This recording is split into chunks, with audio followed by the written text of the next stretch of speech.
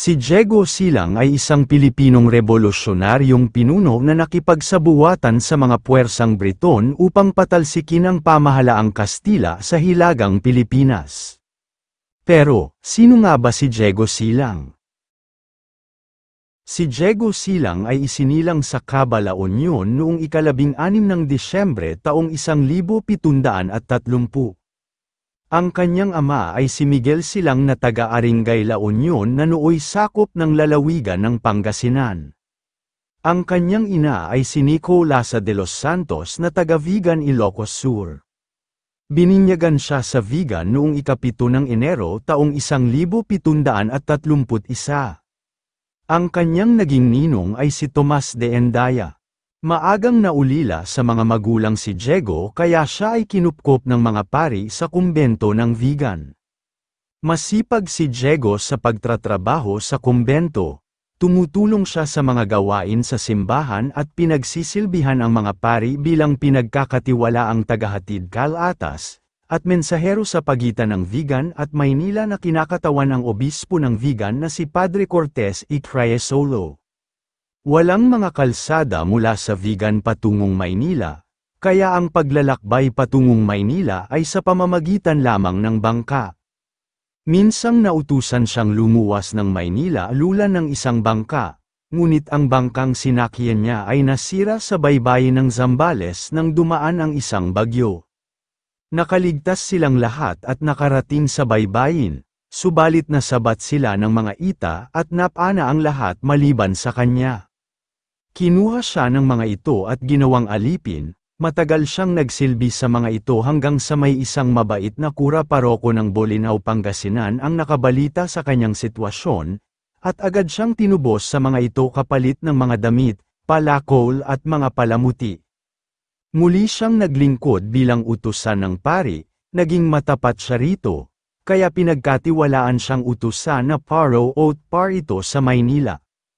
Dahil sa kanyang madalas na pagbibiyahe ay madalas niyang marinig ang karaingan ng mga tao laban sa mga Kastila. Nang minsang magsadya siya sa Maynila, nasaksihan niya ang pagsuko ng mga Kastila sa mga mananakop na puwersa ng Britanya at ang kasunod na pagkakasakop nito noong 5 ng Oktubre taong 1762. Nagkaroon siya ng ideya, bumalik siya ng Vigan at hinikayat ang kanyang mga kababayan na lumaban din sa mga Kastila. Ipinitisyon niya ang pagwawalang bisa sa sapilitang pagtatrabaho at pagbabayad ng buwis sa Espanya. Hiniling din niya na kumuha ng pinunong ipapadala sa ekspedisyon na galing sa rehiyon ng Ilocos, upang labanan ang mga mananakop na Ingles. Ang kanyang mga pagkilos ay binigyan ng maling pagpapakahulugan ni Gobernador Zabala, kaya't siya ay ipinadakip, binugbog sa harap ng publiko at ibinilanggo. Hindi naman nagtagal ang kanyang pagkakabilanggo, siya ay agad na napalaya dahil sa tulong ng kanyang biyenaang lalaki na si Thomas Malone. Matapos makalaya, sinimulan niya ang pakikipag-alyado sa mga Briton. Hinirang siyang gobernador ng Ilocos at nangakong bibigyan ng mga tulong pangmilitar, ngunit, ang pangakong pagtulong ng mga Briton ay hindi natupad. Dahil dito, pinasimulan at pinamunuan niya ang himagsikan sa Ilocos noong 14 ng Disyembre taong 1762 na lumaganap hanggang Pangasinan at Cagayan Valley. Matagumpay niyang naipagtanggol ang kanyang nasasakupan sa ilang maikling sagupaan laban sa mga Kastila.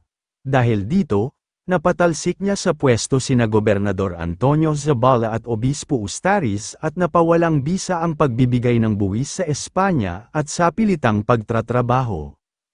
Nang mabalitaan ng mga taga-Cagayan ang ginawa niyang paghihimagsik laban sa mga Kastila, nahikayat din silang maghimagsik. Dahil dito, nangamba ang mga Kastila kaya nagpadala sila ng hukbo upang parusahan siya, ngunit, nabigo sila. Noong ika-26 ng Marso taong 1763, pinagpulungan ng mga Kastila ang dapat gawin sa kanya. Dalawa ang nagpresenta sa pagpatay sa kanya, sina Miguel Vicos at Pedro Becbec, dahil sila'y pinagkakatiwalaan, nakalapit sila sa kanya. Noong ika-28 ng Marso taong 1763, siya ay pataksil na binaril sa likod ng taksil na si Miguel Vicos. Nang mamatay siya, ipinagpatuloy ng kanyang asawa na si Gabriela Silang ang kanyang pakikipaglaban. Kung kayo ay aking tatanungin, anong masasabi ninyo sa talambuhay na ito, mag-comment lang. So, ayun lamang ang talambuhay natin ngayong araw, sana ay may natutunan kayo. Huwag na rin kalimutang mag-like at mag-subscribe para maging updated sa mga panibagong video. Maraming salamat po.